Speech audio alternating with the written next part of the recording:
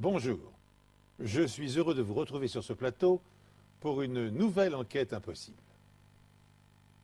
La police fédérale australienne est informée qu'une énorme quantité d'héroïne d'une valeur d'environ 100 millions d'euros s'apprête à être introduite clandestinement dans le pays.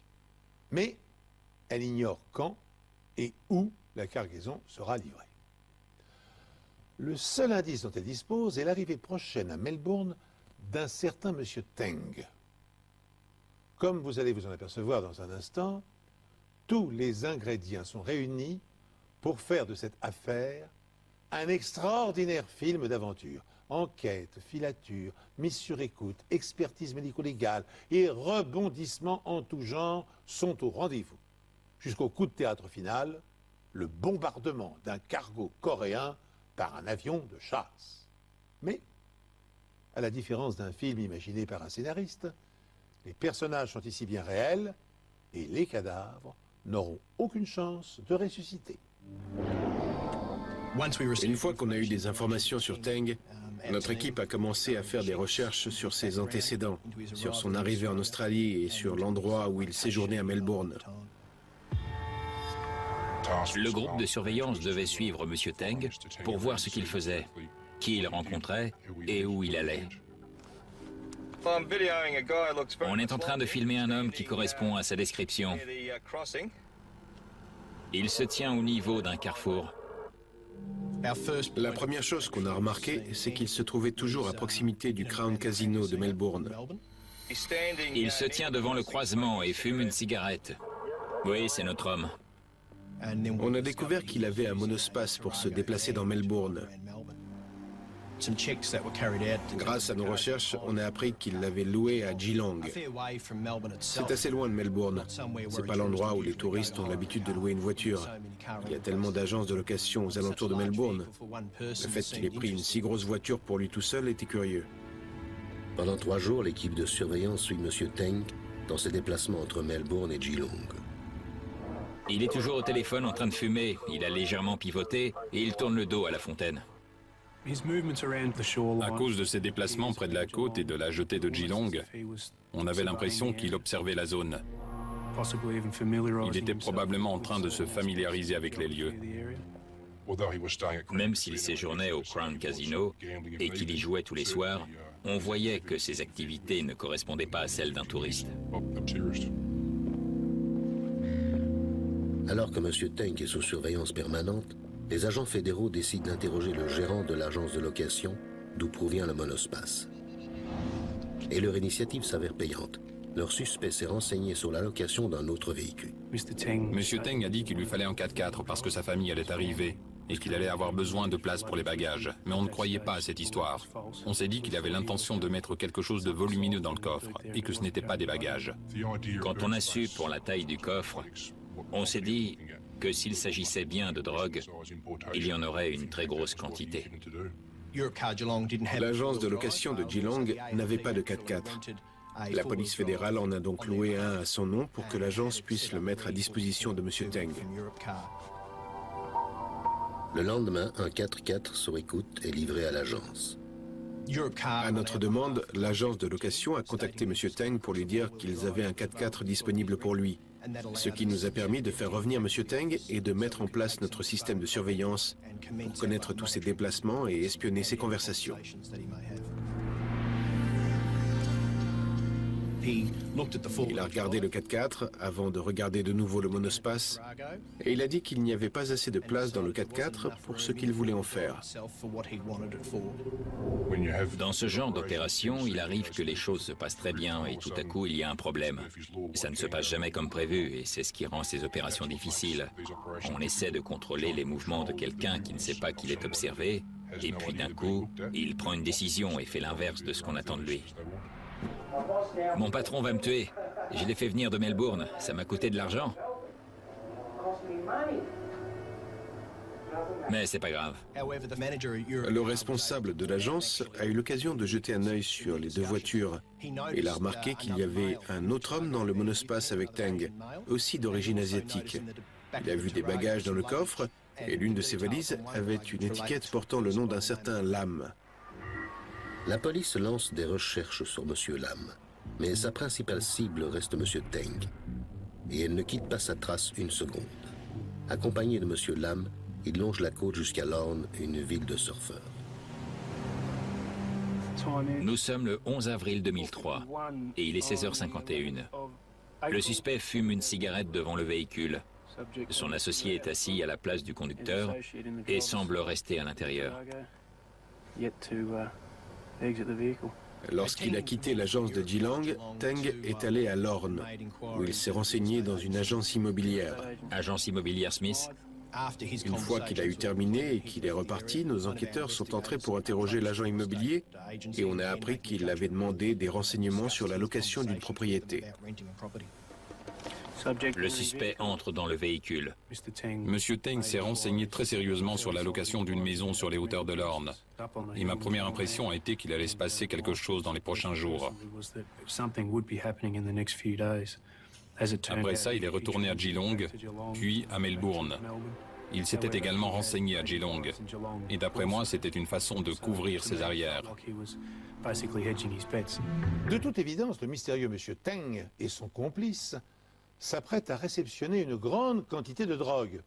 Dans ce but, ils ont repéré un endroit propice à l'accostage d'un bateau.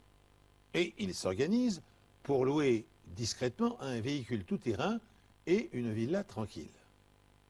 Pendant que Teng passe sa soirée à jouer au casino, les enquêteurs équipent sa voiture d'un système d'écoute. Ils resteront ainsi au contact et seront tenus informés de ses préparatifs. Les agents fédéraux n'ignorent pas que le bras de fer qu'ils engagent avec les trafiquants sera extrêmement dangereux. M. Kam Phai Teng a passé les 2 dernières semaines à parcourir la côte sud-est de l'État de Victoria. Il était parfois seul et parfois accompagné d'un homme que la police pense être un certain M. Lam. Mais la police sait pertinemment qu'ils ne sont pas là pour chercher un agréable coin de pêche, mais pour trouver un endroit où un lourd chargement de stupéfiants pourrait être débarqué. Afin de connaître les plans du suspect, les agents fédéraux ont réussi à installer un système d'écoute dans le monospace qu'il a loué. Mais le lendemain, Teng a décidé de se rendre à pied jusqu'au quartier des affaires de Melbourne. Et la police fédérale n'a donc pas pu poursuivre sa filature. Il est appuyé contre un mur et il regarde autour de lui. Il vient de regarder sa montre. Une minute plus tard, son attitude s'explique. Notre homme discute avec quelqu'un sous la passerelle. On l'a vu avec un autre homme, encore un inconnu. Ce n'était pas le même que celui qu'on avait vu avec lui dans la voiture à Geelong. Le suspect porte un pantalon gris foncé et des chaussures noires. Un pantalon gris foncé, des chaussures noires et une longue veste noire. Bien reçu. On les a vus marcher dans Melbourne ensemble. Ils se sont assis pour déjeuner et discuter longuement. Ils ont également passé un certain nombre de coups de fil dans une cabine téléphonique. Ils sont à la cabine. Compris. Ils se séparent. Placez cet inconnu sous surveillance. Bien su. Par chance, l'individu non identifié reste avec M. Teng. Les 2 hommes montent dans la voiture équipée du système de surveillance. À partir de maintenant, les enquêteurs peuvent suivre toute leur conversation. Ils sont encore une fois partis pour Geelong et ont eu une conversation dans le véhicule. Le deuxième homme a évoqué l'implication de Teng dans un trafic de drogue international et les peines qu'ils encouraient avec ce qu'ils s'apprêtaient à faire. Ils ont parlé d'une peine pouvant aller de 5 à 20 ans. Et grâce à ça, la police fédérale a eu la confirmation que Teng participait à une opération imminente d'importation de stupéfiants en Australie. Une fois à Geelong, les 2 hommes se rendent sur la jetée de Cunningham. D'après ce qu'on avait entendu de leur conversation dans la voiture, c'est là qu'ils avaient l'intention de réceptionner la drogue. C'était une zone de grande affluence où ils pouvaient facilement se fondre dans la masse. Ils ont relevé le numéro d'une balise sur la jetée de Cunningham. C'était la 57B. Ils l'avaient choisi comme point de rendez-vous pour leur transaction.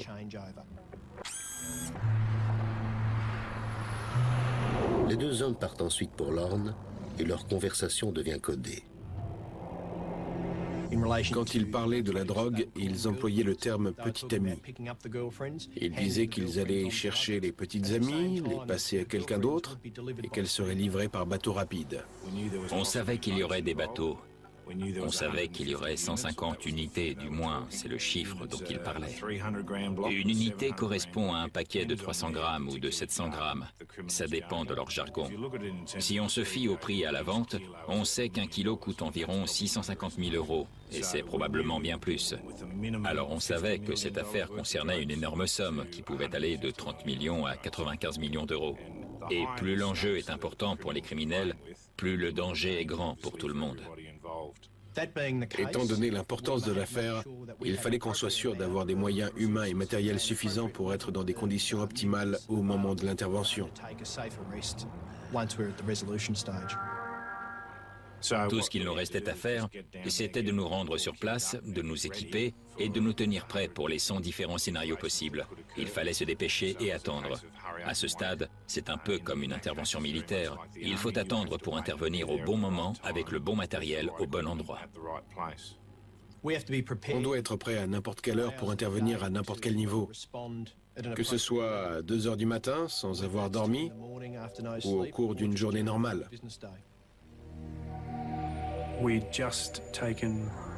On avait pris 10 ou 15 minutes pour manger. Et on a reçu un coup de fil nous disant que les agents de surveillance avaient perdu la trace de M. Teng à Geelong et qu'il était possible qu'il soit en route pour Lorne. Ok, on reste vigilant. Avec mon partenaire, on a décidé de se placer à l'entrée de Lorne parce qu'il n'y avait qu'un chemin possible et on savait qu'il passerait forcément par cette route.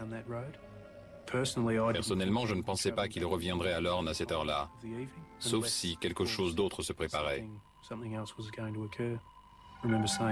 J'ai dit à mon partenaire qu'on allait devoir rester là toute la nuit et les premiers feux qu'on a aperçus étaient ceux du monospace de Teng.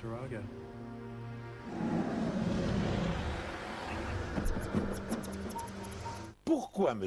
Teng roule-t-il à tombeau ouvert au risque de se faire verbaliser pour excès de vitesse? Sinon, parce que la livraison de la drogue est sans doute imminente. Il parcourt en effet la distance séparant Geelong de Lorne en 2 fois moins de temps qu'il n'en faut habituellement. Une nouvelle surprise attend les policiers, contre toute attente. Après avoir dépassé Lorne, Teng poursuit sa route. Pris au dépourvu et privé de soutien, l'agent Robbie et son partenaire décident néanmoins de prendre en filature la voiture des gangsters.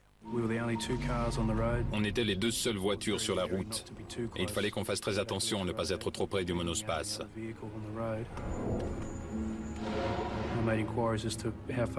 J'ai demandé jusqu'où on allait devoir se charger de la filature et on m'a répondu que ça allait durer encore 15 à 20 minutes. Alors on a compris que s'il se produisait quelque chose dans ce laps de temps, ce serait à nous d'intervenir. Et c'est exactement ce qui va se produire. Un bateau apparaît à l'horizon. Un bateau qui ne devrait pas se trouver dans les eaux australiennes.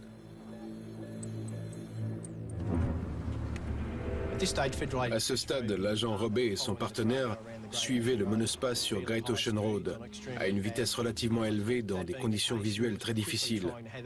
C'est pourquoi on s'est dépêché d'envoyer une équipe de surveillance sur place.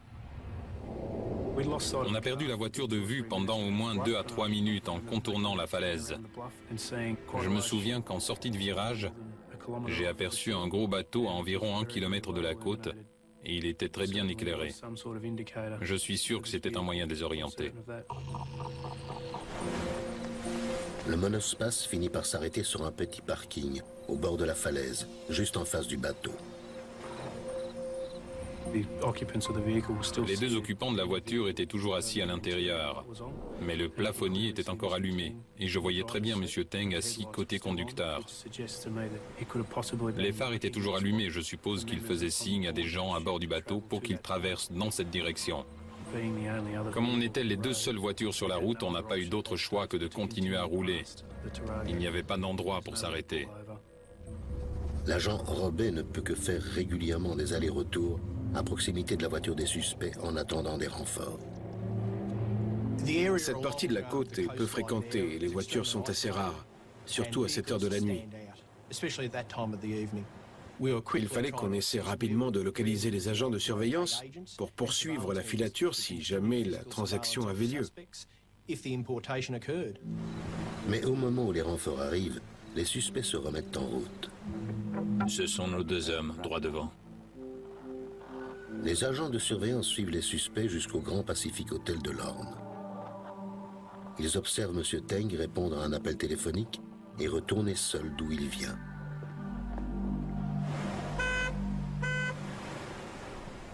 Les agents chargés de la filature ont repéré une voiture avec les feux stop allumés sur le côté de la route, actionnant son klaxon. Ils ont choisi encore une fois de poursuivre leur route, mais ont remarqué que Teng s'arrêtait pour rejoindre l'autre véhicule, qui était une berline bleue. Les agents ont eu le temps de relever le numéro de la plaque. Et après une rapide vérification, on a appris qu'elle avait été louée par un certain monsieur Lam, le premier homme qu'on avait identifié avec Teng. Sachant que le bateau était proche de la côte et qu'il n'avait pas l'air de vouloir bouger, on était quasiment sûr que la livraison aurait lieu d'un moment à l'autre. Le transbordement de la cargaison d'héroïne est imminent. Malheureusement pour les agents fédéraux, la plage où l'opération va se dérouler se trouve en contrebas et elle est invisible de la route. Comble de malchance, le temps est exécrable, la vue est bouchée et les renforts tardent à arriver. C'était très difficile de voir ce qui se passait, que ce soit sur le bateau ou sur la plage. On ne voyait pas le bateau à l'œil nu. Le seul moyen de voir quelque chose était d'utiliser la caméra infrarouge. La météo était catastrophique. La mer était très agitée et c'était vraiment suicidaire de quitter le bateau dans de telles conditions. Surtout qu'étant donné la taille du bateau, il fallait utiliser une annexe pour amener la cargaison sur la côte.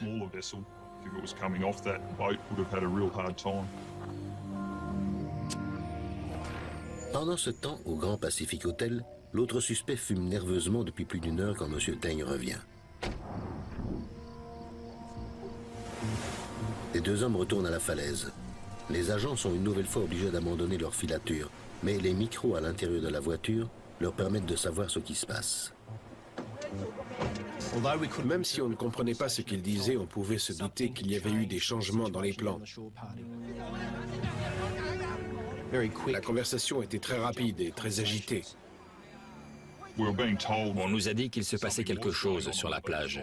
Je ne voyais rien et je m'attendais à ce que quelque chose reparte de la plage vers le bateau. Mais ça ne s'est jamais produit. C'était un moment frustrant dans l'enquête. On avait un bateau à moins d'1 kilomètre de la côte, une discussion sur la plage et 2 véhicules. Mais on ne voyait aucun transfert de drogue du bateau vers la côte. On a donc décidé de faire rentrer le plus gros de l'équipe à Lorne pour attendre le retour de Teng et du monospace rempli de drogue.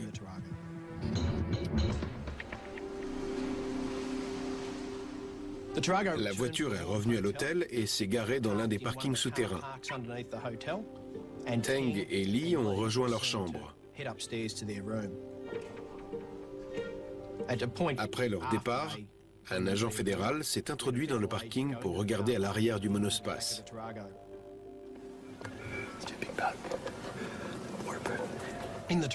Il a pu voir 2 paquets enveloppés dans des bâches bleues et des filets de pêche.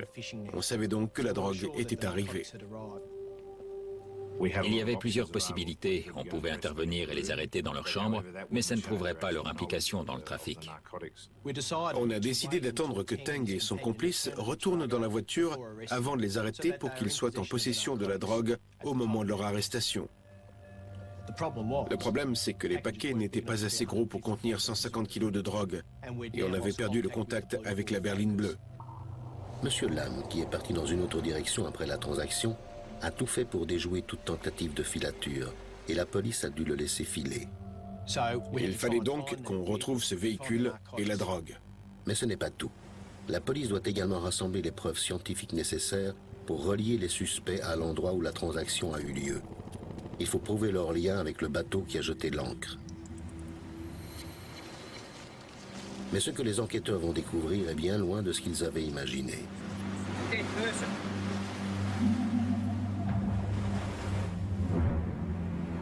Le jour s'est levé et le bateau qui était difficile à distinguer la veille se trouve toujours au large de Lorne. Il peut enfin être identifié. Il s'agit du Pong Su. On a pu rapidement déterminer que le Pongsu avait été récemment enregistré au Tuvalu, un petit État polynésien. Mais avant ça, il venait de Corée du Nord. Le changement de nationalité du bateau a eu lieu moins d'un mois avant son arrivée.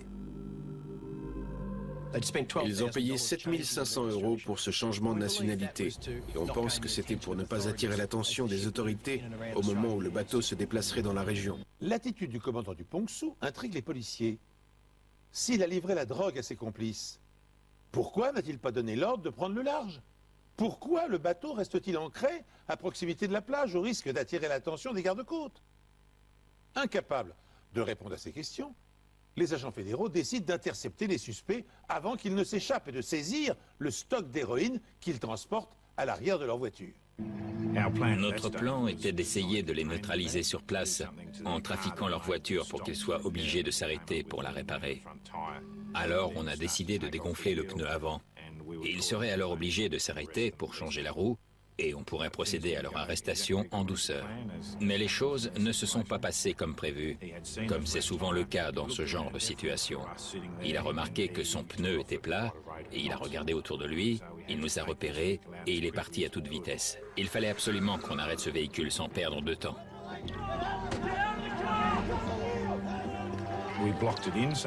On l'a bloqué, il ne pouvait plus avancer. Et on a immédiatement cerné le véhicule avec l'aide du groupe d'intervention local. Et sous la menace de nos armes, le conducteur et le passager sont sortis de la voiture. Quand je suis arrivé sur les lieux, j'ai vu M. Teng face contre terre avec les menottes. Et côté passager, il y avait son complice. Il était assez silencieux. Il n'avait pas l'air trop perturbé par la situation. Ce n'était certainement pas la première fois qu'il participait à un trafic de drogue de cette envergure. En effet, M. Chin Kwang Lee est fiché. Il s'est évadé d'une prison au Danemark, où il avait été arrêté pour trafic de drogue. Il était connu d'Interpol et avait été impliqué dans un autre trafic de drogue qui s'étendait sur l'Asie et sur l'Europe. On a ouvert le coffre et il y avait quelque chose comme 40 ou 50 kilos de ce qu'on présumait être de l'héroïne, d'après les éléments de l'enquête.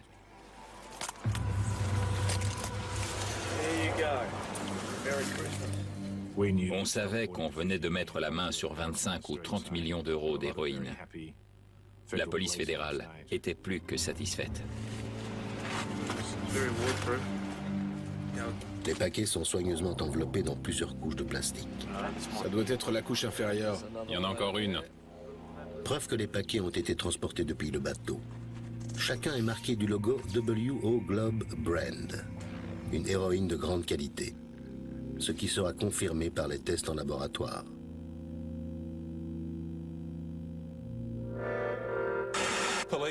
La police a démantelé le plus grand réseau de trafic d'héroïne de l'État de Victoria en saisissant 38 millions d'euros de drogue lors d'un raid à Lorne. La police a saisi 40 kilos d'héroïne enveloppés dans de grands sacs imperméables qui avaient été transportés par bateau. Même si on était plus que satisfait d'avoir arrêté 2 suspects et récupéré une partie de la drogue importée, on avait encore un suspect en fuite en la personne de Lam et probablement 100 kilos d'héroïne dans la nature. On a transmis le signalement de la voiture recherchée avec toutes les informations dont on disposait à la police de Victoria et à tous les postes de police de la région. Il fallait qu'on répartisse les membres de la police fédérale en plusieurs groupes. Certains devaient ramener les 2 suspects à Melbourne pour les interroger et d'autres devaient se rendre sur la scène du crime, là où la transaction avait eu lieu pour y récupérer toutes les preuves possibles afin d'inculper Teng et Lee, ainsi que l'équipage du bateau qui se trouvait toujours au large de la côte. J'étais étonné de voir qu'il était toujours là. C'était bizarre à moins qu'ils aient une raison valable de rester. Et on voyait des gens sur le pont qui regardaient vers la côte avec des jumelles. On commençait à se demander s'ils nous observaient.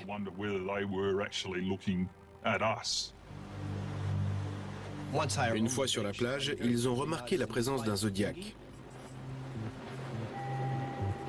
Quand on a vu le Zodiac, on a tout de suite compris.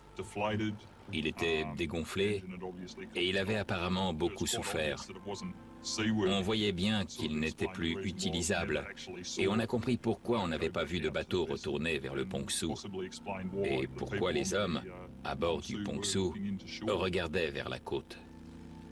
À proximité, des algues attirent leur attention. Il y avait des pierres sur les algues, ce qui n'était pas normal. D'habitude, c'est plutôt l'inverse. Sous le tas, on a retrouvé 2 gilets de sauvetage qui avaient été dissimulés. Après cette découverte, on s'est dit que les suspects avaient probablement caché d'autres choses. Alors on a commencé à ratisser la plage. Et un peu plus loin, on a retrouvé un autre tas d'algues recouverts de pierres. Et c'était une cachette idéale pour le reste de la drogue. Il y a un corps. Je ne m'attendais pas du tout à retrouver un corps. Il avait une importante blessure à la tête. Je pense qu'il avait été placé à cet endroit volontairement et que quelqu'un l'avait recouvert avec les algues pour qu'on ne le retrouve pas. La situation devenait très sérieuse. Il y avait un corps sur la plage, ce qui voulait dire qu'il y avait peut-être eu meurtre. On avait saisi une importante quantité de drogue à l'Orne, avec 2 suspects et un 3e en fuite, qui était probablement en possession du reste de la drogue. L'affaire prend d'un seul coup une toute autre dimension. La plage n'est plus seulement le lieu où s'est déroulée la plus importante transaction de drogue qu'ait connue l'État de Victoria, elle s'est aussi transformée en scène de crime.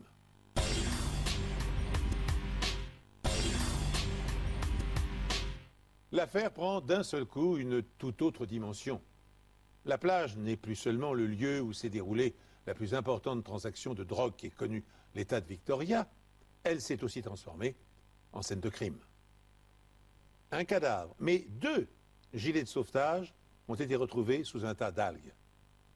Tandis que les policiers cherchent le second corps, le Pongsu prend brusquement la fuite vers le large. On avait la certitude que le Pongsu était impliqué dans le trafic de drogue. On savait aussi que le corps appartenait probablement à un membre de son équipage. Il fallait absolument qu'on fasse venir ce bateau jusque dans un port australien pour faire une fouille du navire qu'on pouvait alors considérer comme une scène de crime. Pongsu, ici la vedette de police Fearless. Vous avez l'ordre de faire demi-tour, terminé. Dites à votre capitaine qu'en refusant d'obéir immédiatement, il enfreint la loi relative aux droits de douane australiens. Terminé. Pongsu, ici la vedette de police Fearless. Je vous demande de changer immédiatement de cap et de vous diriger vers le port d'Éden. Terminé. Ici le Pongsu. Nous voulons coopérer. Quel est le problème? Vous avez l'ordre de vous diriger immédiatement vers le port d'Éden. Vous devez changer de cap. Terminé. Alors que la police fédérale tente de diriger le Pongsu vers le port, des plongeurs de la police de Victoria sont appelés sur l'enquête. Même si elle n'avait pas été localisée, on pensait qu'une autre personne avait probablement accosté parce qu'il y avait 2 gilets de sauvetage. Il y avait de grandes chances que cette personne soit décédée parce qu'on n'avait retrouvé qu'un seul corps caché sous des algues.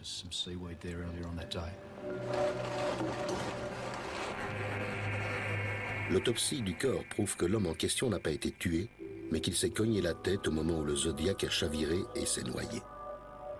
Mais avec des vagues aussi dangereuses que la veille, les recherches pour retrouver un 2e corps sont reportées.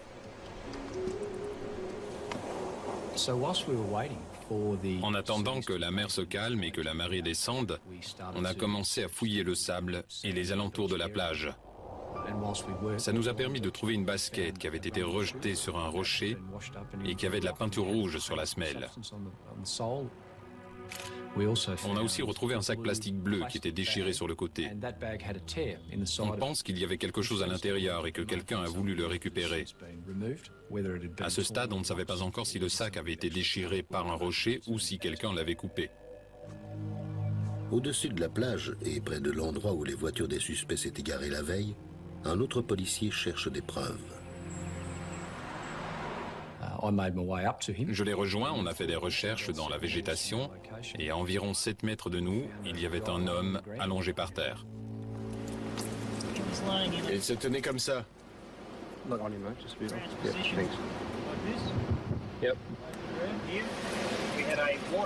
Il avait une bouteille d'eau à moitié vide juste là. Il avait aussi un sac en papier marron. En fouillant dans son sac, on a retrouvé une paire de jumelles, une lampe torche, un téléphone, des cartes SIM et un GPS.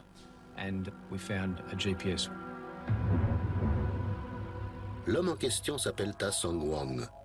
Et même si la police le soupçonne d'appartenir à l'équipage du Pongsu et d'avoir participé au trafic de drogue, il lui faut des preuves scientifiques pour le confirmer. Wang avait une lanière de caoutchouc noir en guise de ceinture. Et c'était le même genre de caoutchouc que celui qui avait été utilisé pour fermer les sacs d'héroïne retrouvés dans le coffre du monospace. Ces lanières de caoutchouc noir, comme il y en a dans la chambre à air d'une voiture, avaient été découpées en plusieurs morceaux pour maintenir les sacs fermés. Quand quelque chose est coupé au couteau, il y a ce qu'on appelle des marques striées sur les côtés du caoutchouc. Et dans ce cas, on peut assembler les bandes comme un puzzle. Et lorsque la ceinture de Wang est assemblée avec les morceaux de caoutchouc ayant servi à fermer les sacs d'héroïne, la correspondance est parfaite. On avait la preuve qu'il s'agissait d'un seul et même morceau qui avait été découpé. L'enquête scientifique s'est ensuite concentrée sur les empreintes digitales. On a retrouvé celle de Wang et du corps retrouvé sur la plage à l'intérieur de l'emballage d'héroïne, à l'intérieur même des sachets. Les lanières de caoutchouc et les empreintes prouvent que Wang a participé à l'emballage de l'héroïne avant qu'elle ne quitte le Pongsu et qu'il s'est servi du Zodiac pour transporter les paquets sur la côte. Et on pense que Wang attendait au niveau du poste d'observation pour faire signe au bateau de venir le rechercher. Le Zodiac avait chaviré pendant la nuit et il n'avait aucun moyen de retourner sur le navire. Mais quand l'équipage du Pongsu a compris que la police menait son enquête sur la côte, il a décidé de lever l'ancre et de prendre le large. Au nom de la loi, vous avez l'ordre de retourner au port d'Éden en mettant le cap sur le 270 en vue d'un arraisonnement. Terminé. Il fallait qu'on arraisonne ce bateau, parce qu'on pensait qu'il y avait encore de la drogue à bord, et si ce n'était pas le cas, ces hommes étaient probablement responsables de l'importation d'une grande quantité de stupéfiants. Arrêtez votre navire. Je répète, arrêtez votre navire. Monter à bord d'un bateau quand la mer est calme, c'est une chose, mais quand ça bouge autant, c'est une toute autre histoire. On avait déjà perdu quelqu'un au cours de cette opération. C'était un suspect, mais je ne voulais pas sacrifier un membre de mon équipe. Alors peu après avoir envoyé des hommes sur un Zodiac, je leur ai donné l'ordre de revenir. Parce qu'ils étaient équipés de leur gilet pare-balles, de leur casque et de tout l'équipement nécessaire. Alors si l'un d'entre eux passait par-dessus bord, il aurait immédiatement coulé, même si c'est un bon nageur. Une fois les différentes possibilités étudiées, les agents fédéraux se concentrent sur M. Lam, un autre membre du réseau toujours en fuite. Il ne fallait pas oublier le point de rendez-vous entre les deux hommes avant l'importation à Geelong sur la jetée de Killingham. On avait ce repère, le 57B, et on avait toujours une équipe sur place pour surveiller. M. Lam se montre enfin et s'arrête juste à côté du repère 57B et d'une autre voiture. Lam a stationné devant le repère et a commencé à secouer le tapis de son coffre. Et nos agents l'ont vu parler avec l'homme de l'autre voiture. On a pensé que cette personne pouvait être impliquée dans l'importation, et c'était probablement un membre du réseau venu chercher sa part du butin. Même s'il ne s'est rien passé de particulier, la police ne veut prendre aucun risque. On a décidé d'intercepter la deuxième voiture pour tenter d'identifier l'homme dans le véhicule. Mais on a rapidement compris que c'était un citoyen comme les autres et qu'il n'avait rien à voir avec notre enquête. Peu de temps après le départ de l'autre voiture, M. Lam repart. On ne pouvait pas se permettre de laisser Lam retourner à Melbourne pour le perdre encore une fois. On a donc décidé de l'intercepter immédiatement pour l'avoir sous notre contrôle et découvrir l'endroit où se trouvait la drogue. Mais après avoir fouillé la voiture, on a constaté qu'il n'y avait aucune trace de drogue à l'intérieur. Le coffre de la voiture de Lam est vide. N'ayant pas été livré à Melbourne, la drogue a dû être cachée quelque part à proximité de la plage. Supposons que le trafiquant ne révélera pas sa cachette, les experts en sont réduits à exploiter tous les indices mis à leur disposition pour la retrouver. Avant que les complices des malfrats ne s'en emparent, bien sûr. Et, grâce à cela, inondent le marché. La police fédérale a déjà arrêté 4 hommes pour l'importation de 50 kilos de stupéfiants, mais elle pense que plus de 100 kilos d'héroïne sont encore dans la nature. Elle espère que le GPS retrouvé dans le sac de Wong lui permettra de les retrouver. Un GPS permet d'afficher les coordonnées de l'endroit où vous vous trouvez. Tout est une histoire de distance, d'heures et de signaux qui sont envoyés par 4 satellites vers l'appareil que vous utilisez.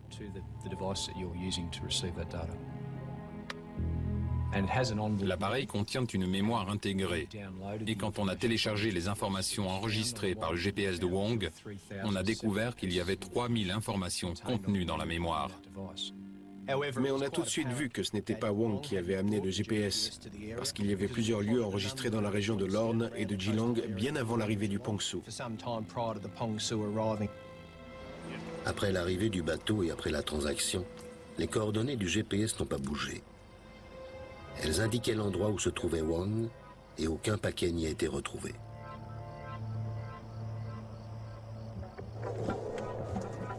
On pense que quelqu'un lui a donné ce GPS sur la plage quand ils se sont rendus compte qu'ils ne pourraient pas retourner sur le bateau.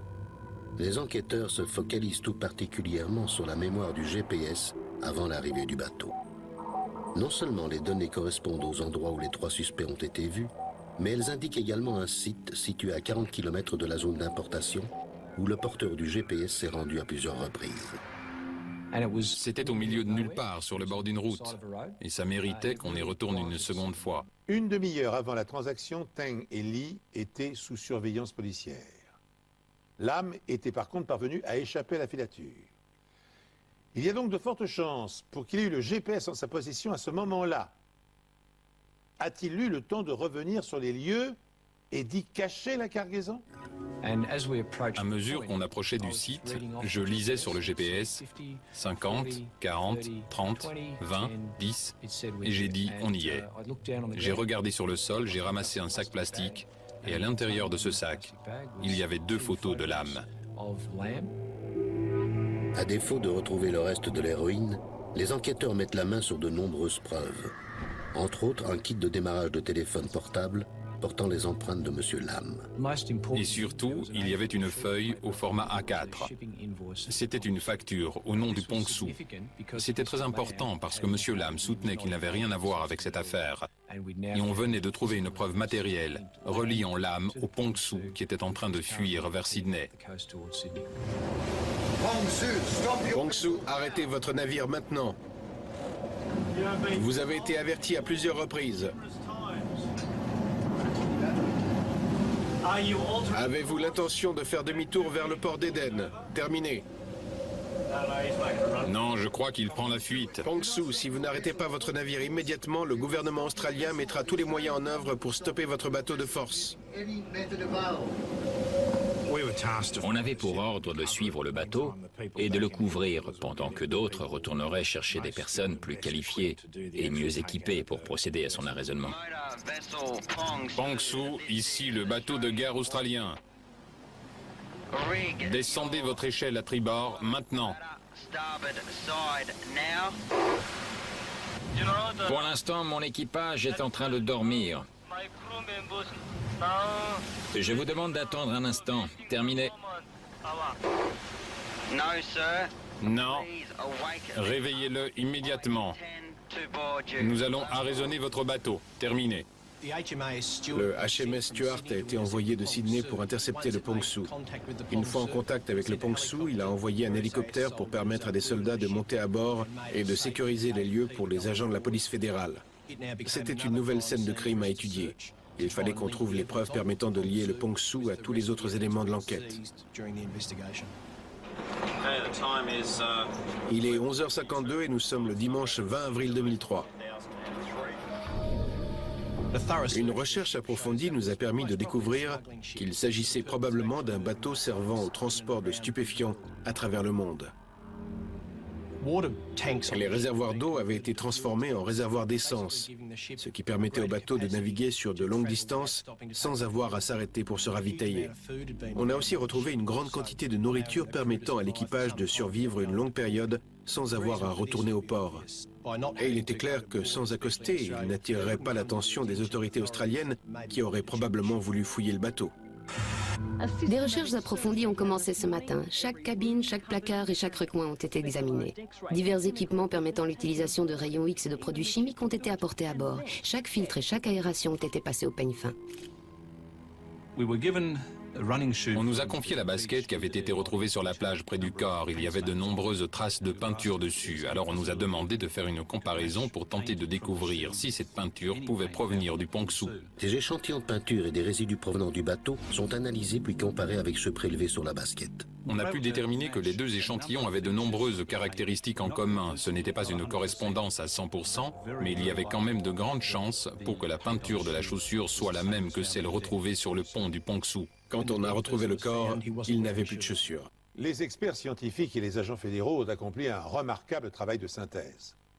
En recoupant les indices, ils sont parvenus à établir que des liens solides relient entre eux le cadavre retrouvé sur la plage, Ta Song Wong, le deuxième homme du Zodiac, l'équipage du Pongsu et les 3 organisateurs du trafic arrêtés en flagrant délit.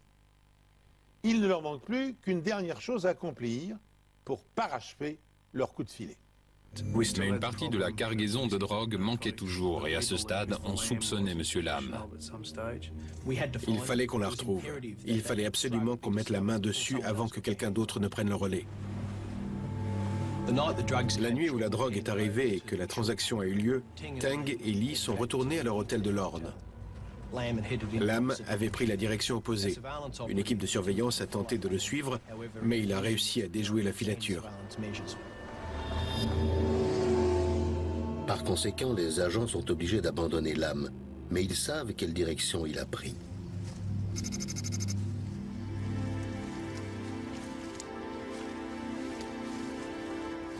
Ça nous a pris plusieurs jours, mais finalement on a réussi. On a retrouvé la drogue dans une petite tranchée recouverte de feuilles et de branchages. On savait que c'était la drogue qui provenait du Pongsu. C'était le même emballage, la même bâche bleue. Il y avait même le filet de pêche et la lanière de caoutchouc qui maintenaient le tout. C'était vraiment gratifiant de voir que cette drogue avait finalement été saisie. Elle était en notre possession et ne serait pas revendue. Le raid à bord du Pongsu a permis la saisie de 50 kilos d'héroïne sur la côte sud-ouest de l'État de Victoria. 75 kilos de plus ont été découverts dans des buissons pour une valeur à la revente de 100 millions d'euros. Le capitaine du bateau, son second, ainsi que le mécanicien en chef, passent en jugement aujourd'hui après avoir été accusés d'importation de drogue. Un membre de l'équipage responsable d'avoir transporté l'héroïne jusqu'à la côte et 3 autres personnes accusées de l'avoir réceptionnée seront également jugées. Monsieur Teng, Monsieur Lee et Monsieur Lam plaident tous coupables de complicité dans l'importation d'une quantité importante d'héroïne. Ta Song Wong plaide également coupable. Mais le jury déclare le capitaine et ses 2 assistants non coupables. Peu importe si certaines personnes ne sont pas condamnées. Au final, on doit être satisfait d'avoir accompli notre mission. Et cette mission, c'était de saisir la drogue avant qu'elle ne soit revendue chez nous. Quand on regarde les chiffres de 1999, on peut voir que 1200 personnes sont mortes d'une overdose à l'héroïne. Et aujourd'hui, ce chiffre est descendu à 300 par an. On peut dire qu'on a fait la différence. Le navire de 4000 tonnes a été remorqué à environ 140 km des côtes de Nouvelle-Galles du Sud avant d'être bombardé par un chasseur F-111. Le réseau était démantelé et le bateau gisait au fond de l'océan. On pouvait être content du résultat. Je crois que le monde entier a compris que l'Australie ne plaisantait pas avec ces choses-là.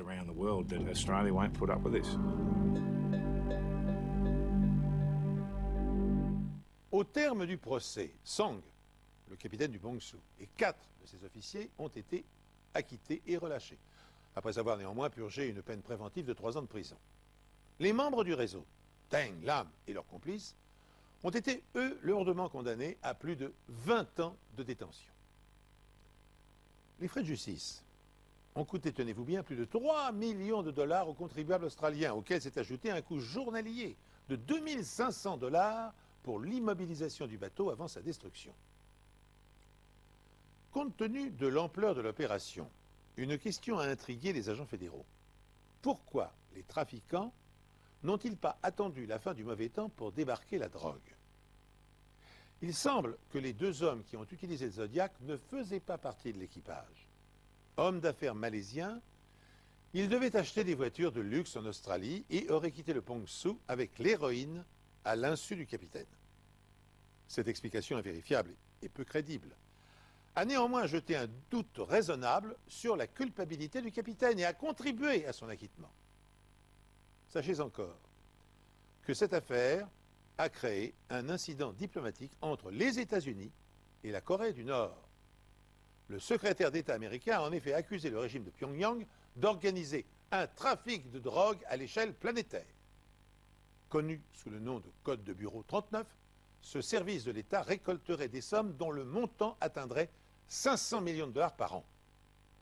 Officiellement enregistré à Tuvalu, mais appartenant au gouvernement nord-coréen, le Pongsu ne serait que l'un des navires impliqués dans ce vaste réseau. Ainsi s'achève cette émission riche en rebondissements. Merci d'avoir suivi en ma compagnie et je vous donne rendez-vous bien sûr pour une nouvelle enquête impossible prochainement. La nuit était déjà tombée sur Bordeaux quand le téléphone a sonné. Pas un appel pressé. Pas une urgence criée. Un simple signal sonore, étouffé, presque banal. Celui qui précède toujours les drames que personne ne voit venir. Il est 23 heures passées. Dans un appartement du quartier Saint-Michel, la lumière reste allumée. À l'intérieur, une tasse de café refroidie sur la table. La télévision diffuse des images sans son. Et une femme de 28 ans ne répond plus. Au début, personne ne parle de disparition. On parle de retard. D'un téléphone éteint. D'un message jamais lu. Des détails insignifiants, jusqu'au moment précis où il cesse de l'être. Bordeaux, 2001.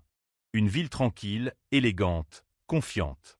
Des rues pavées, des façades blondes, une vie nocturne discrète. Ici, les crimes graves font la une parce qu'ils sont rares.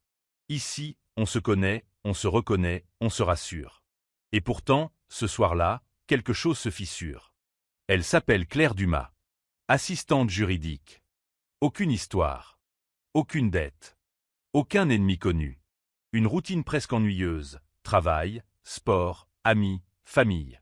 Le genre de vie que les enquêteurs décrivent plus tard comme sans aspérité. Claire quitte son bureau à 18h30. Plusieurs témoins la voient sortir. Elle sourit. Elle parle de son dîner. Elle dit à demain. À 19h12, son badge est utilisé pour sortir de l'immeuble. À 19h18, une caméra de rue capte sa silhouette traversant le cours Victor Hugo. Elle marche vite. Trop vite pour quelqu'un qui n'a rien à craindre, diront certains après coup. À partir de là, plus rien. Aucun appel. Aucun message. Aucun retrait bancaire. Aucune trace. Le lendemain matin, la ville se réveille normalement. Les cafés ouvrent. Les tramways circulent. Mais chez les Dumas, l'angoisse s'installe. Claire ne manque jamais le travail. Claire rappelle toujours. Claire prévient. À midi, la famille contacte la police. À 16h, une patrouille passe à l'appartement. La porte n'est pas forcée. Le sac à main est absent.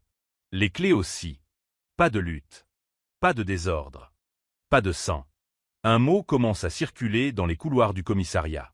Un mot que personne ne veut prononcer trop tôt. Un mot lourd. Un mot dangereux. Disparition. Les premières heures sont cruciales. Les enquêteurs interrogent les collègues. Les amis. L'ex-compagnon, une rupture ancienne, sans conflit. Les voisins, rien entendu, rien vu. Mais un détail dérange. À 22h57, un appel est émis depuis le téléphone de Claire. Un appel de 7 secondes. Vers un numéro inconnu. Jamais rappelé.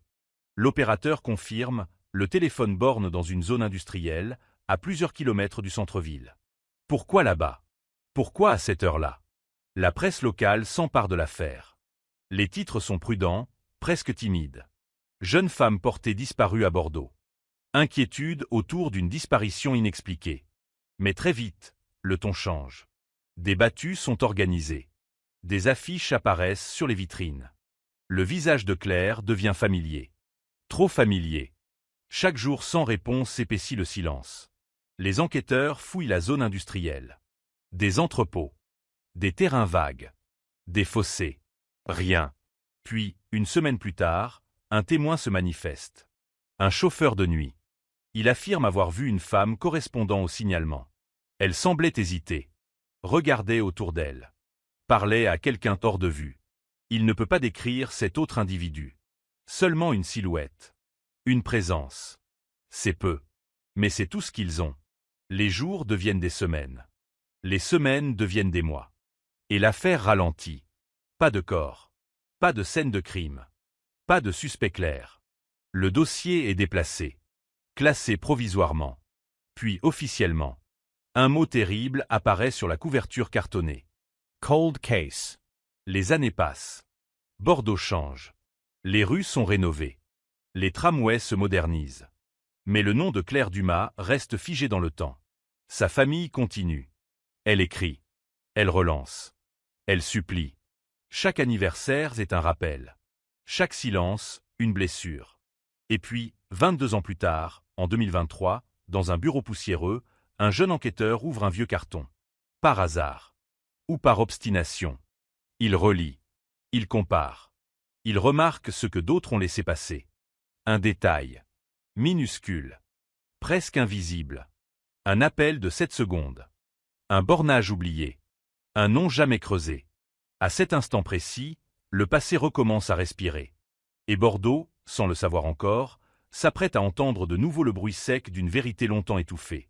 Le dossier sent le papier jauni et l'oubli. Des agrafes rouillées. Des comptes rendus tapés à la hâte. Des phrases courtes, sèches, comme si personne n'avait voulu s'attarder trop longtemps sur ce qu'elle racontait. L'enquêteur referme un instant les yeux. 22 ans. 22 années de silence compact, tassé, presque volontaire. Il reprend depuis le début. Minute par minute. Pas pour comprendre ce qui a été écrit, mais pour entendre ce qui n'a jamais été dit. Claire Dumas ne disparaît pas dans un vide. Elle disparaît dans un décor précis, à une heure précise, dans une ville où chaque mouvement laisse une trace. Ou devrait en laisser une. Les premières auditions sont banales. Trop banales. Elle n'avait pas l'air inquiète. Rien de particulier. Une fille discrète. Des phrases qui anesthésient l'urgence. Mais en creusant, une fissure apparaît. Un collègue se souvient d'un détail. Un homme qui attendait parfois devant l'immeuble. Pas tous les jours. Juste assez pour passer inaperçu. Il fumait.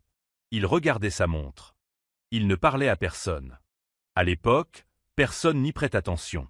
Aujourd'hui, ce souvenir pèse lourd. Le badge de sortie. 19h12. Claire quitte le bâtiment plus tôt que d'habitude. Pourquoi? Un mail retrouvé plus tard, jamais envoyé. Une phrase incomplète. On se voit ce soir pour en parler. Parler de quoi? Avec qui?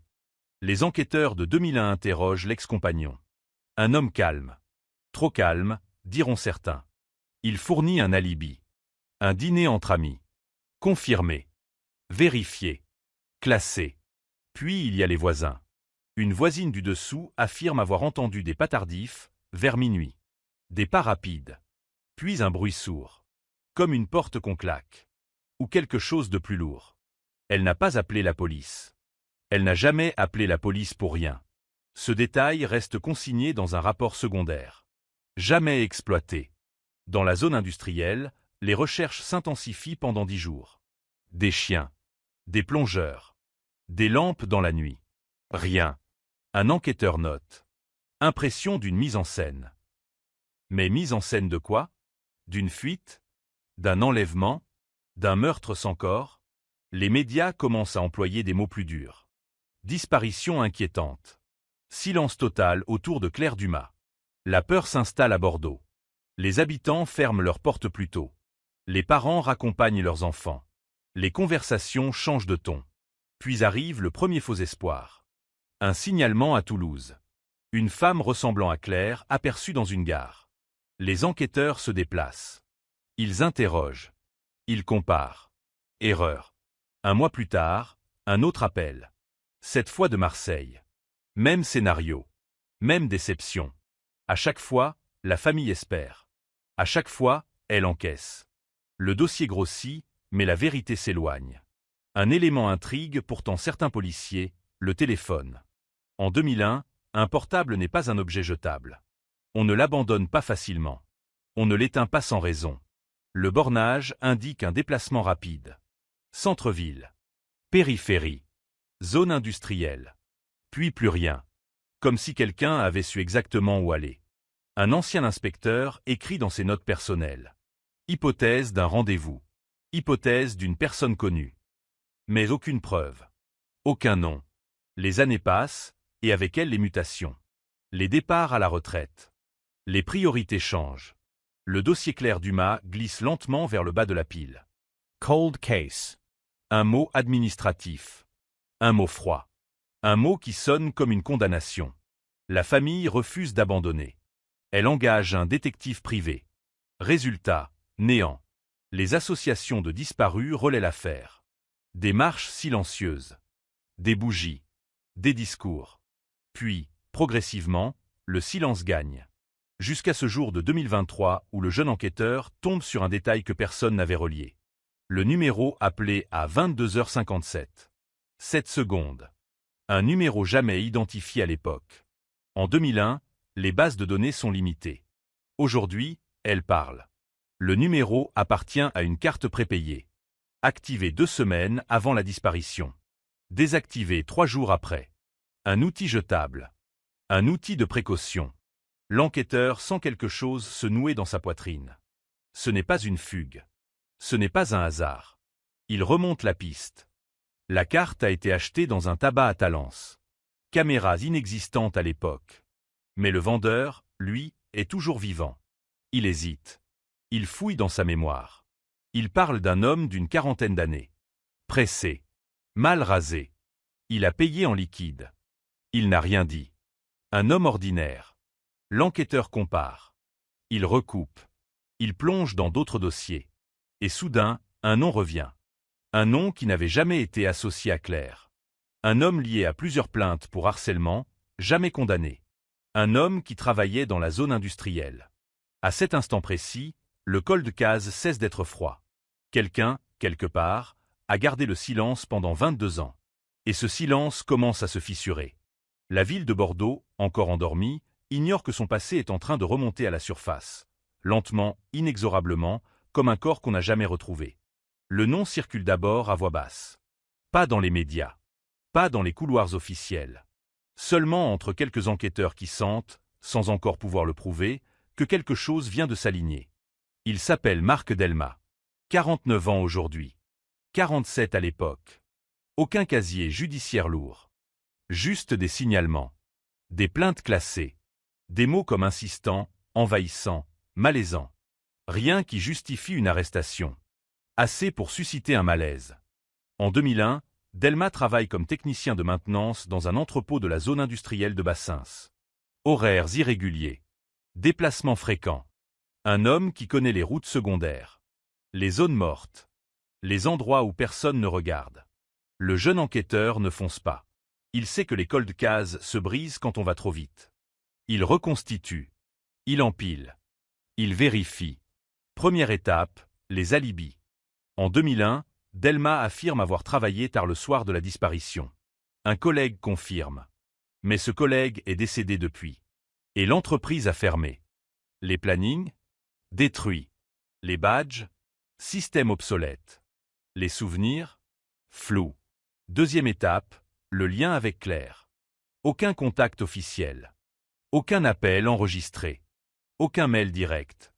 Mais une collègue de Claire, aujourd'hui à la retraite, se souvient soudain d'un détail qu'elle n'avait jamais jugé important. Un homme qui appelait parfois le standard. Il demandait Claire. Il raccrochait quand on lui demandait de se présenter. À l'époque, personne n'a insisté. Aujourd'hui, ce souvenir brûle. L'enquêteur demande une réanalyse des bornages téléphoniques de Delma. En 2001, le téléphone est un objet discret. Peu de données. Mais certaines traces existent encore. Le soir de la disparition, son téléphone borne à proximité du centre-ville. Puis, 1 heure plus tard, près de la zone industrielle. Exactement la trajectoire du portable de Claire. Coïncidence? Peut-être. Mais les coïncidences, dans les cold cases, finissent toujours par parler. L'enquêteur sollicite l'autorisation d'une surveillance discrète. Delma vit seule, dans une maison banale en périphérie. Pas de signe de richesse. Pas de signe de fuite. Il travaille encore. Il a vieilli. Il marche plus lentement. Mais son regard, sur certaines photos récentes, reste dur. Fixe. Une perquisition est envisagée. Refusée faute d'éléments suffisants. Alors l'enquêteur change de stratégie. Il fouille le passé de Delma autrement. Les emplois. Les déménagements. Less relations. Et il tombe sur une autre affaire. 1998. Disparition d'une étudiante à Angoulême. Non élucidée. Même tranche d'âge. Même absence de corps. Même silence. À l'époque, Delma travaillait déjà dans la région. Aucune preuve. Juste une ligne invisible qui relie 2 dossiers oubliés. Les semaines passent. La pression monte. Le procureur hésite. Puis un élément surgit là où personne ne l'attendait.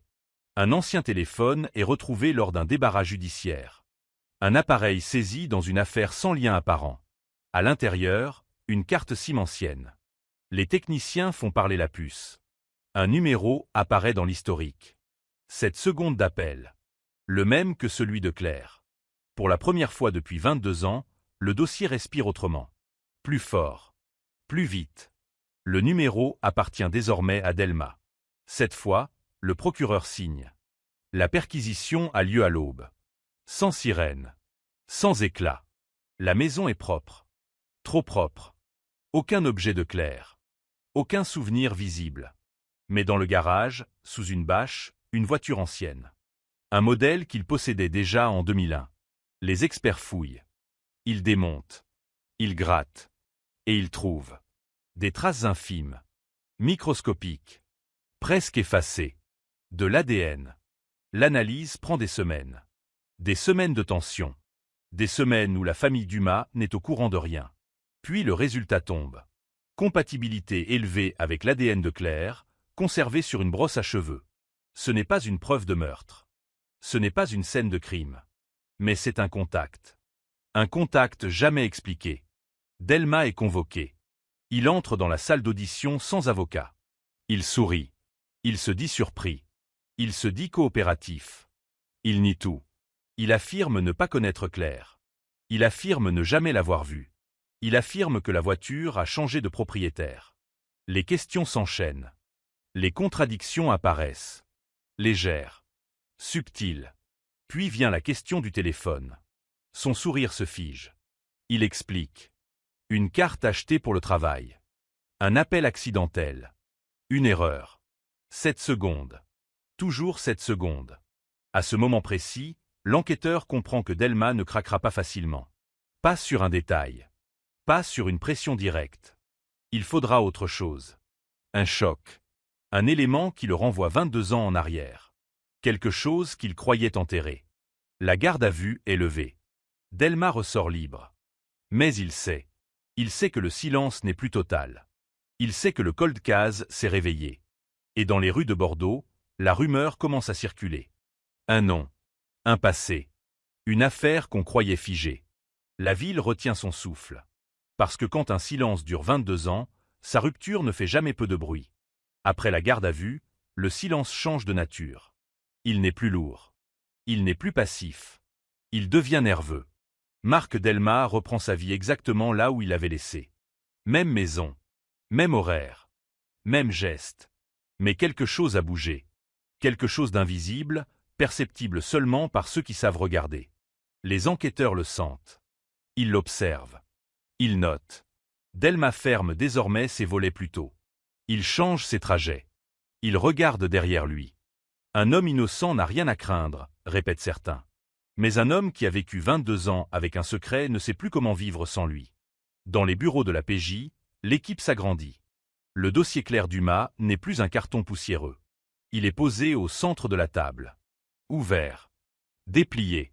Chaque détail est repris. Chaque phrase relue. Chaque oubli interrogé. Une question obsède tout le monde. Pourquoi maintenant? Pourquoi Delma a-t-il laissé une trace, aussi infime soit-elle? Pourquoi ce téléphone? Pourquoi cet appel de 7 secondes? Les experts en comportement proposent une hypothèse.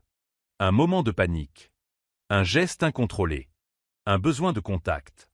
Ou une erreur. Parce que même les prédateurs les plus méthodiques commettent une faute. Toujours. L'enquêteur principal retourne voir la famille Dumas.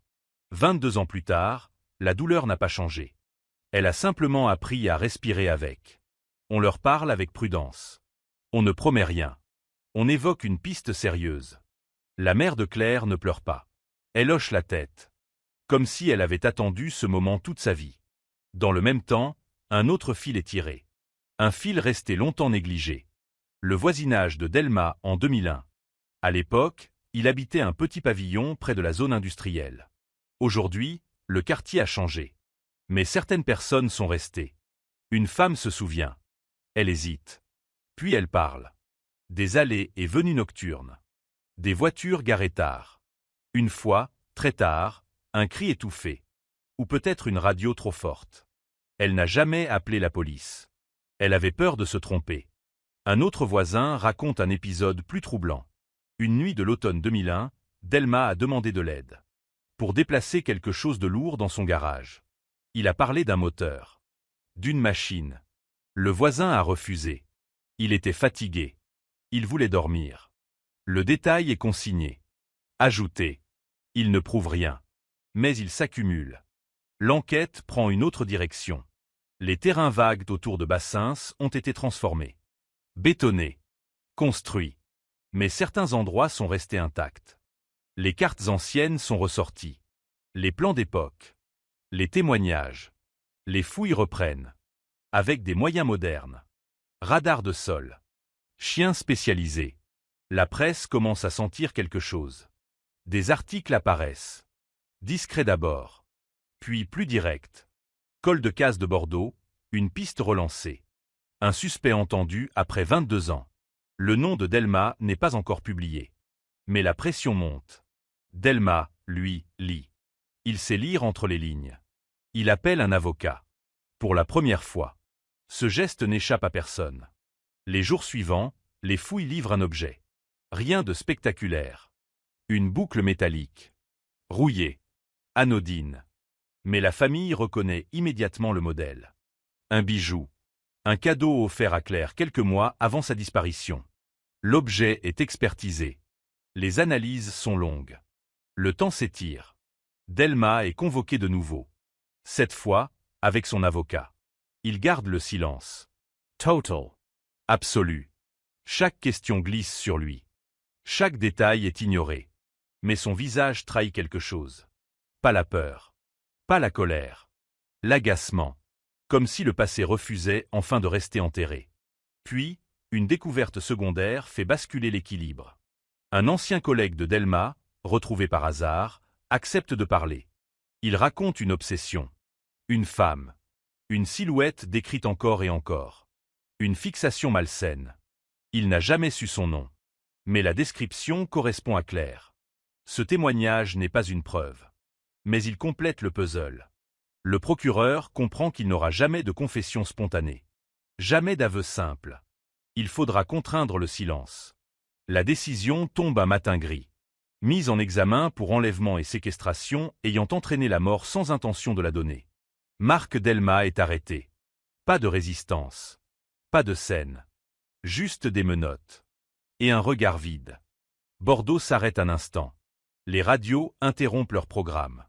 Les téléphones vibrent. Les mots circulent. Cold case. Arrestation. 22 ans après. Mais une question demeure, lourde, oppressante. suspendu au-dessus de la ville entière. Où est Claire Dumas? Et tant que cette question restera sans réponse, l'affaire ne sera jamais vraiment close. L'arrestation ne met pas fin au silence. Elle le déplace. Marc Delmas est conduit dans un bâtiment qu'il n'a jamais vu de l'intérieur. Couloir blanc. Portes épaisses. L'odeur du désinfectant et du temps qui s'arrête. Il ne parle toujours pas. Son avocat non plus. Il demande le dossier. Il demande le temps.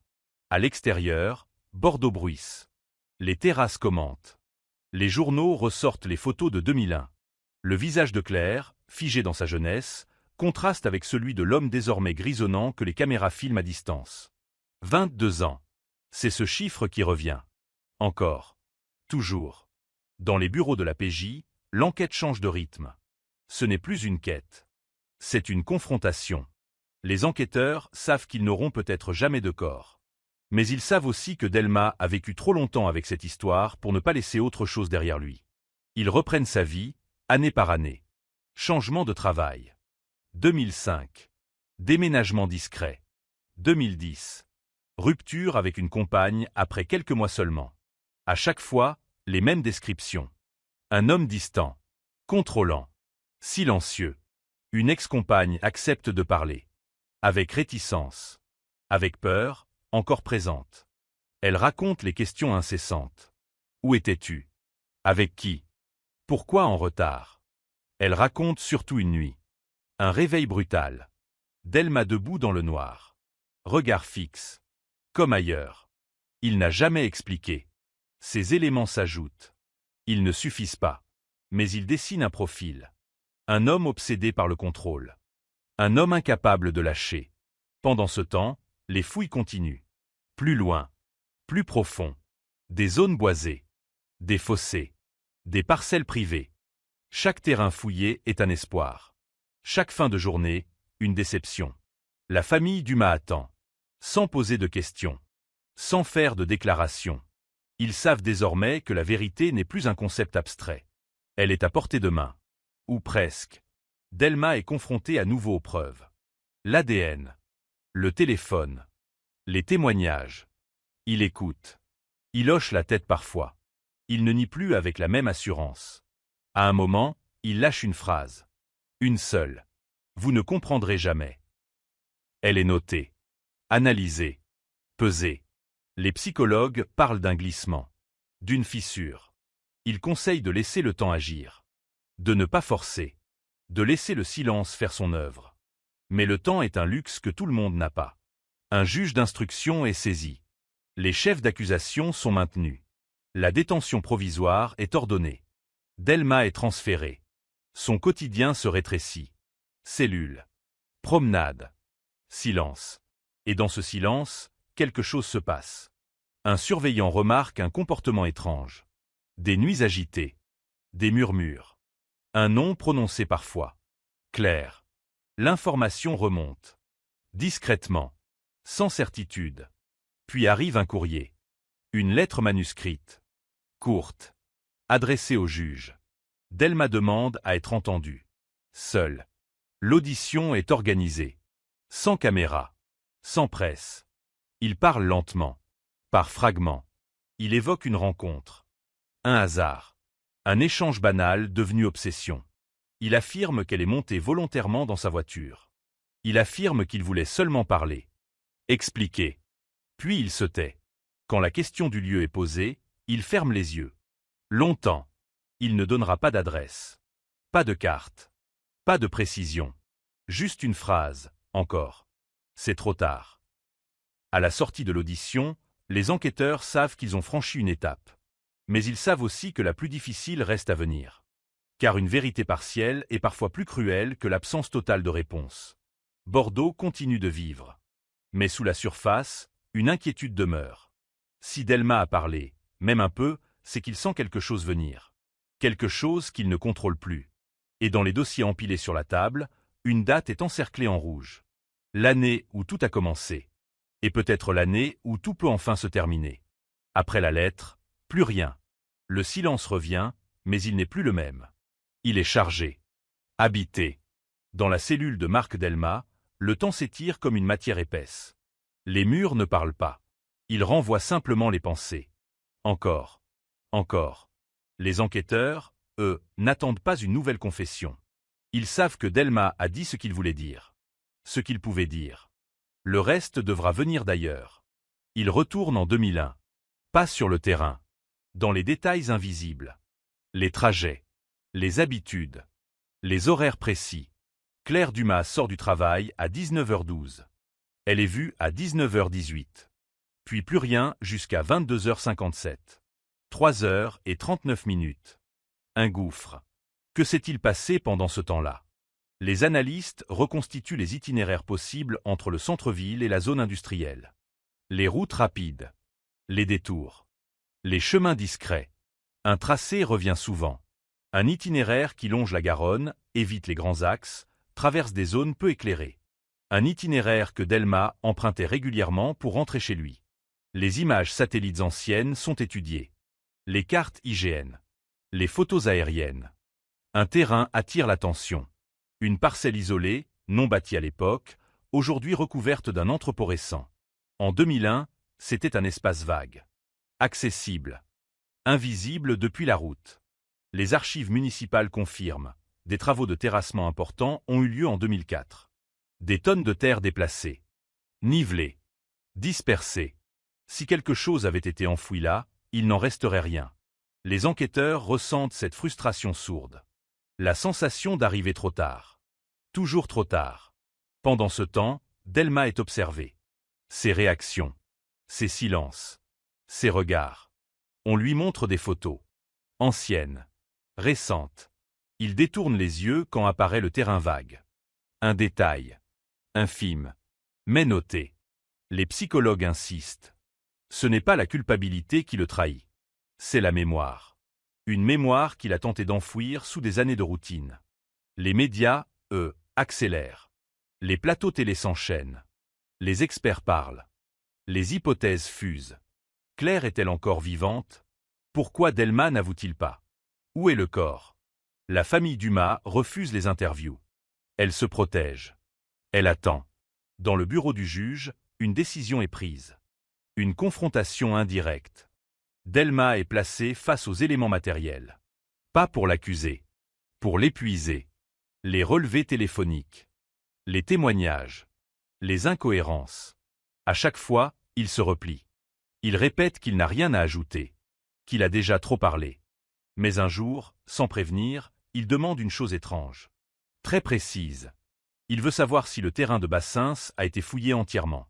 La question tombe. Lourde. Les enquêteurs ne répondent pas.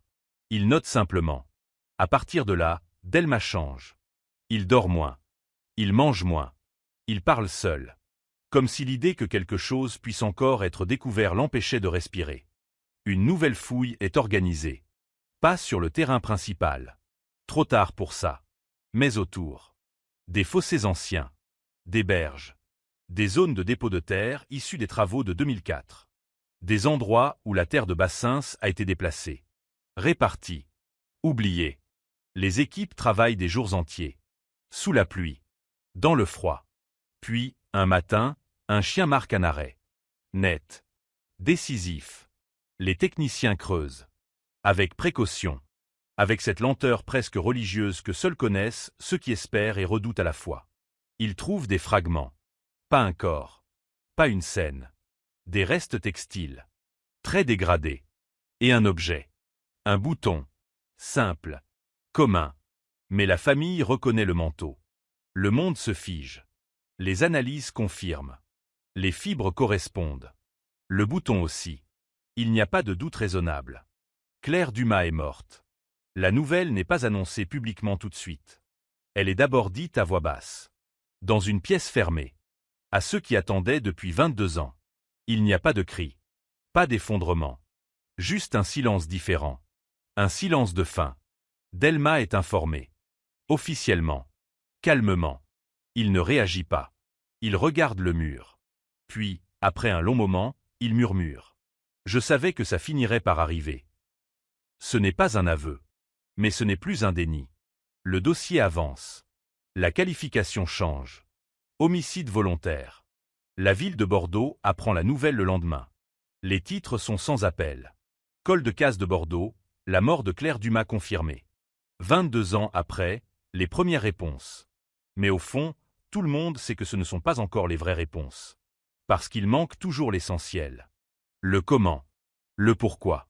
Le moment précis où tout a basculé. Et tant que Delma se taira, l'histoire restera incomplète. Même avec un suspect. Même avec une arrestation. Le silence, une fois encore, tente de reprendre le dessus. Mais cette fois, il est encerclé. La confirmation de la mort de Claire Dumas ne clôt rien. Elle ouvre. Elle fissure. Elle oblige à regarder autrement ce qui, pendant 22 ans, n'était qu'une absence. Dans les bureaux de la PJ, l'atmosphère change. Ce n'est plus la quête d'une vérité hypothétique. C'est l'approche d'une vérité incomplète, mais désormais inévitable. Les enquêteurs savent une chose.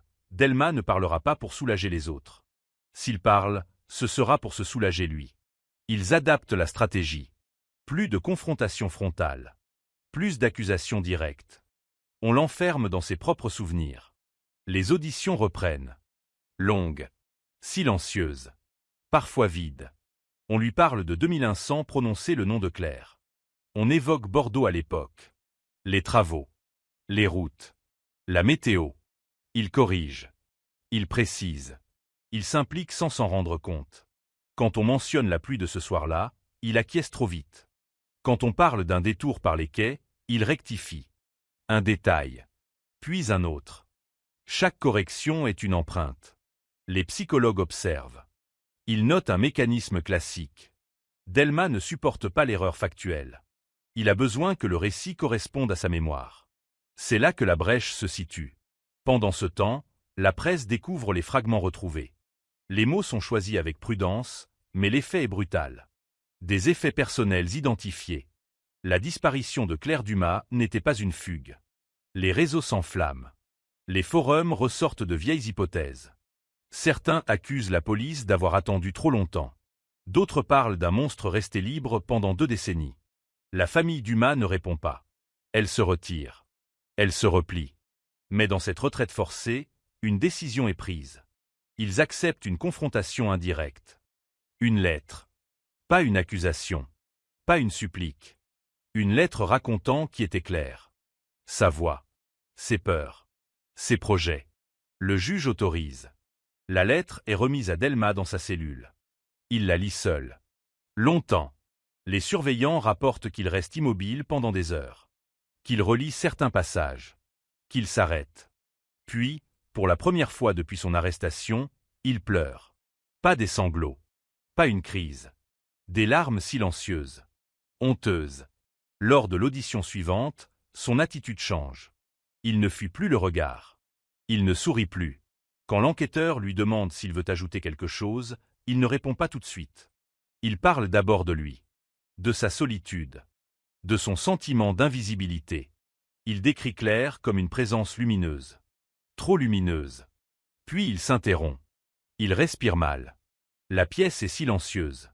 Il finit par dire « Je ne voulais pas que ça se passe comme ça ». Ce n'est toujours pas un aveu. Mais c'est une direction. Les enquêteurs s'engouffrent. Ils lui parlent du bouton retrouvé. Du manteau. Du lieu. Il ferme les yeux. Quand il les rouvre, sa voix est plus basse. Plus lente. Il évoque une discussion. Un refus.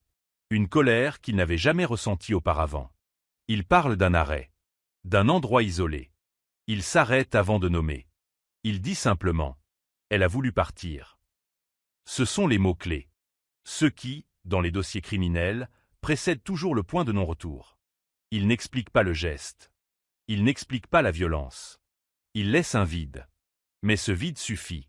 Le juge ordonne une reconstitution partielle. Pas sur le terrain réel. Trop modifié. Mais à partir des trajets. Des horaires. Des distances. Chaque élément converge. Delma est placé face à cette reconstitution. Pas pour qu'il confirme. Pour qu'il se reconnaisse. Il ne nie plus. Il ne dit pas oui. Mais il ne dit plus non. Dans les médias, un mot revient sans cesse. Monstre. Les spécialistes corrigent. Ils parlent d'un homme ordinaire. C'est plus dérangeant. Un homme qui a continué à vivre. À travailler. À aimer. pendant que le nom de Claire devenait une photogénie. Le procès se profile. Les chefs d'accusation sont consolidés. Mais une question obsède encore tout le monde. Pourquoi Delma a-t-il attendu 22 ans pour laisser la moindre trace? Pourquoi ce téléphone? Pourquoi cet appel? La réponse commence à émerger dans les notes des psychologues. Ce n'était pas une erreur. C'était un reste d'humanité. Un instant de panique.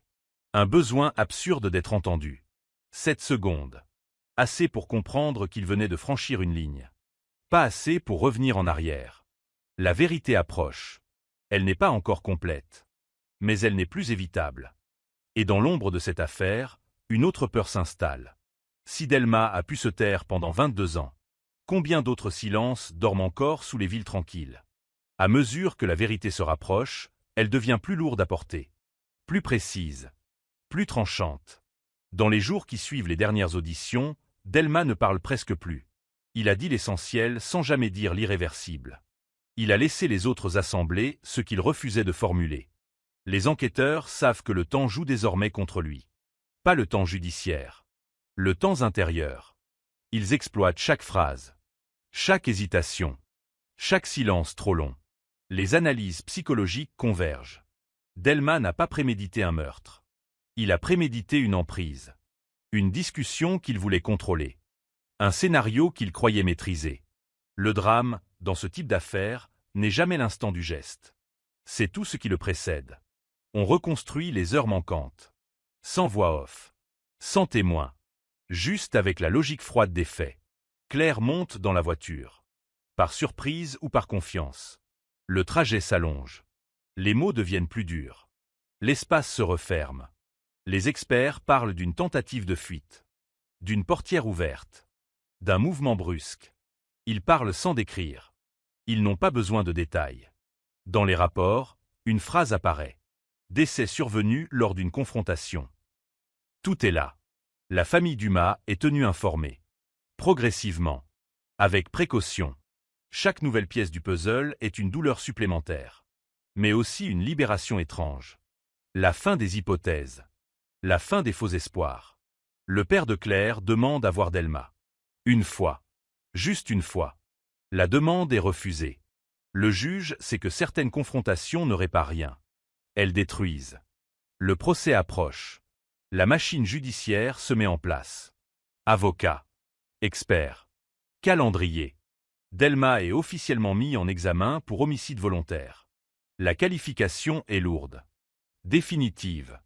Dans sa cellule, il écrit. Pas des aveux. Des fragments. Des phrases inachevées. Des souvenirs isolés. Des dates. Il ne cherche pas à se justifier. Il cherche à comprendre ce qu'il est devenu.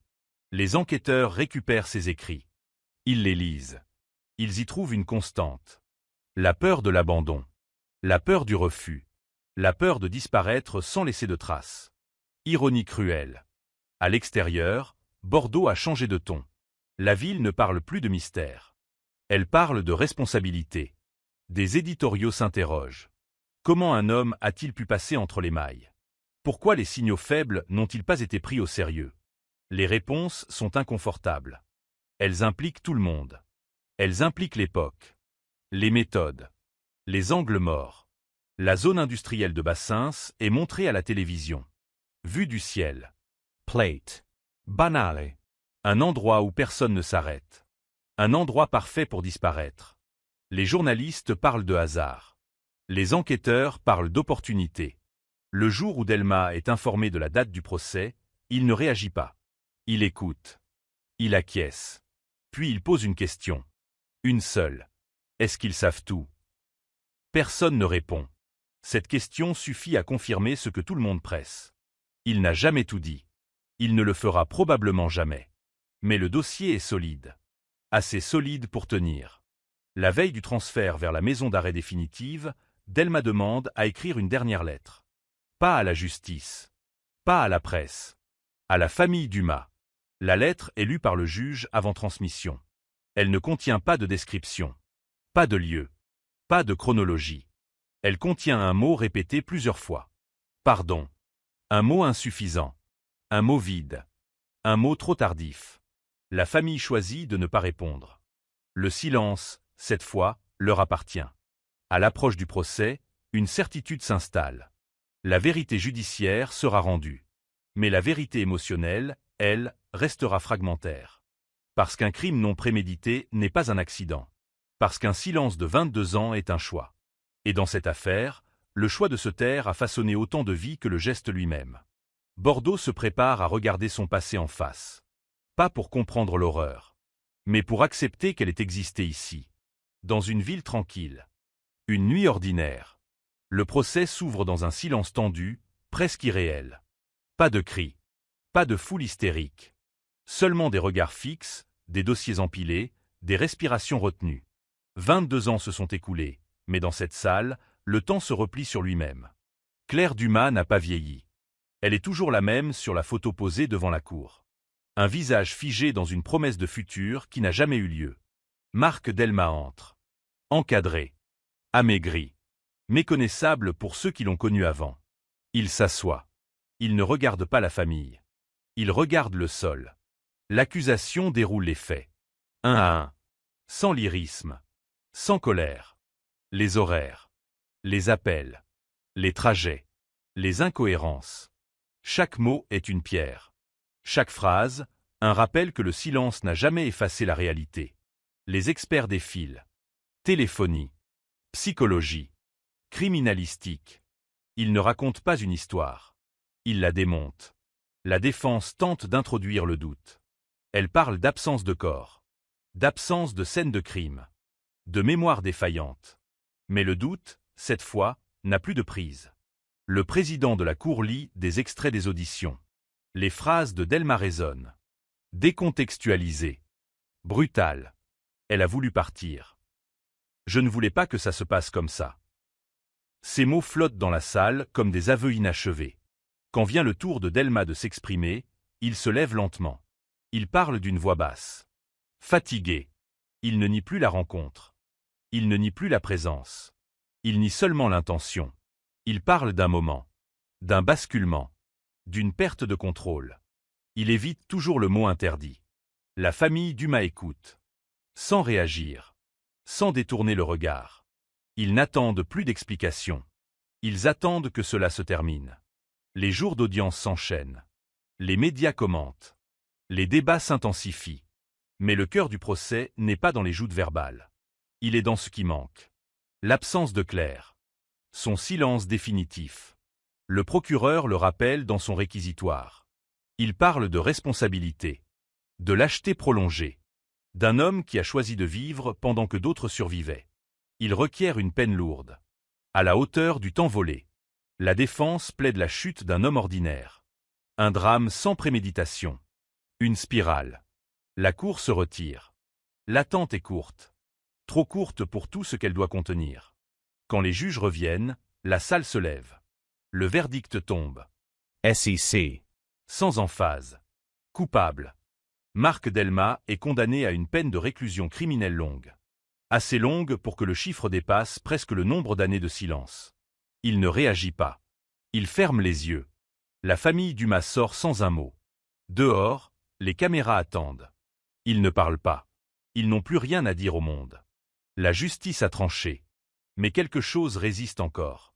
Dans les jours qui suivent, des voix s'élèvent. Des débats. Des tribunes. Peut-on parler de col de case résolu quand il n'y a pas de corps? Quand il n'y a pas de récit complet? Les spécialistes répondent que la justice n'exige pas la totalité.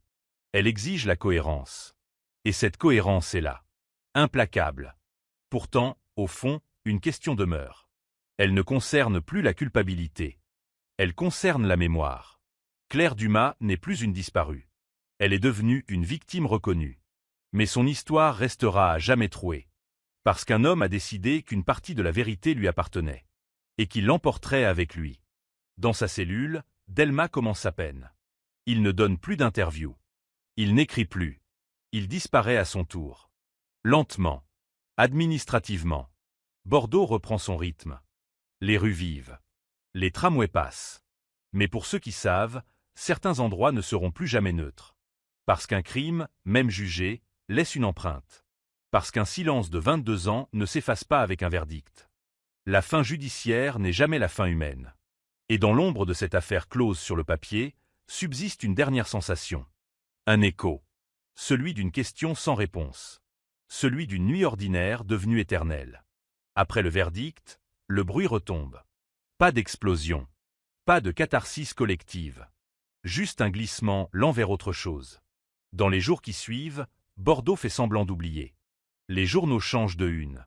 Les radios passent à un autre drame. La ville reprend son souffle, comme après une tempête qui n'aurait laissé que des traces invisibles. Mais pour ceux qui ont vécu avec cette affaire pendant 22 ans, le silence n'a plus la même texture. La famille Dumas rentre chez elle. La maison est la même. Les murs aussi. Mais le temps a cessé d'être suspendu. Il n'y aura pas de retour. Plus d'attente. Plus de scénarios alternatifs. La disparition n'est plus un point d'interrogation. Elle est devenue une certitude. Dans un tiroir, une photo est replacée. Pas pour la cacher. Pour la garder. Claire n'est plus une jeune femme portée disparue. Elle est désormais une présence fixe, intégrée à l'histoire familiale. Une douleur stable. Presque apaisée. Du côté des enquêteurs, l'affaire se clôt administrativement. Les rapports finaux sont rédigés. Les classeurs rangés. Mais personne ne parle de victoire. Parce qu'un cold case ne se résout jamais vraiment. Il se referme. Mal. De travers. Avec des bords irréguliers. Le jeune enquêteur, celui qui a rouvert le dossier, reste longtemps silencieux. Il sait qu'il a fait ce qu'il fallait. Mais il sait aussi ce qui manque. Il repense souvent à cet appel de 7 secondes. À ce moment précis où tout aurait peut-être pu basculer autrement. 7 secondes. Assez pour appeler. Pas assez pour être sauvé. Dans sa cellule, Marc Delmas commence à disparaître. Pas physiquement. Socialement. Il devient un numéro. Un dossier. Un nom sur une liste. Les autres détenus connaissent l'affaire. Ils ne lui parlent pas. Ou très peu. Le silence, cette fois, n'est plus un refuge. C'est une punition. Il fait des cauchemars. Toujours les mêmes. Une portière qui s'ouvre. Une voix qui dit non. Il se réveille sans crier. Il n'a jamais crié. Les années passeront. Elles s'accumuleront. Et le monde extérieur continuera sans lui.